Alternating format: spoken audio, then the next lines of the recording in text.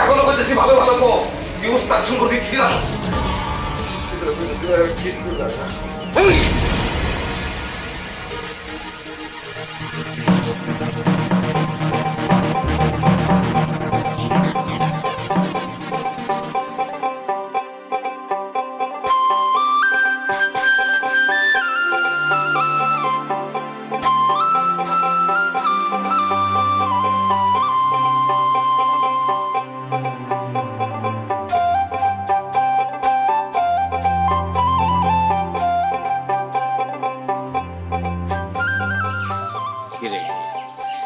একলা একলা বই রইছস?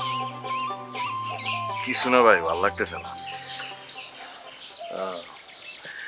আচ্ছা ওই তোর যে ধরে নিয়ে গেছিল ওরা কি তোর ওরকম বিশেষ কিছু করছে? না, আমার ওরা একটাই কথাই কইতেছিল খালি, আমারে আটকে রাখলে নাকি ওরা সীতা বাইরে পাইব। এই কথা শুনে তো আমি অবাক, কারণ আমার লগে তো সীতা বাইরের কোনো সম্পর্ক নাই। আমারে আটকে রাখলে সীতা বাইরে কেমনে পাইব? এগুলি হলো সলমান মির্জার চাল, কুটো কৌশল। তোরে যখন আটকাইলো তুই যখন নিখুঁজলি, আমি তো সন্দেহ করলাম সলমান মির্জারই। এর কাছে গিয়ে আমি থ্রেট দিছি।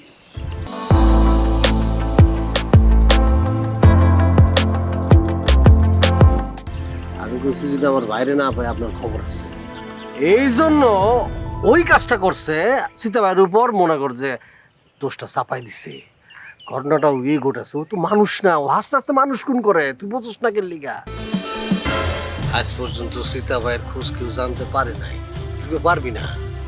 শুধু শুধু জানতে গিয়া তুই আরো বিপদে পড়বি। দরকার নাই, তুই আইসস সুন্দর মতো সংসার কর, সংসার দিকে মনোযোগ দে। শোন, ভৈরম খার মুসলিম সরকার তোর সাতাল নিয়ে কিন্তু ষড়যন্ত্র করতেছে, ওইদিকে খেয়াল দে, তাহলে কিন্তু সাতাল চালু রাখতে পারবি না তুই। আমার চাতাল কেউ বন্ধ করতে পারবো না, দিবার কাছে সব শুনছি। দিবার কথা সবসময় বিশ্বাস করিস না।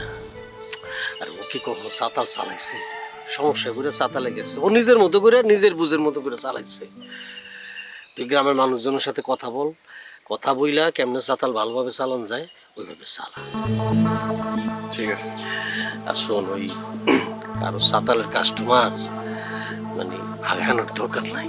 তুই যদি মনে করছ সাতলে ভালো কাজ করস, ভালো রেট দেস, তাহলে তো পাইকাররা তোরে নিয়ে আইব, মানুষ এনে যাইব। আর মনে কর যে কারো সাতালের কাস্টমার আনলে তো শত্রু বাড়বো, শত্রুতা বাড়ানোর দরকার নেই, বুঝছস?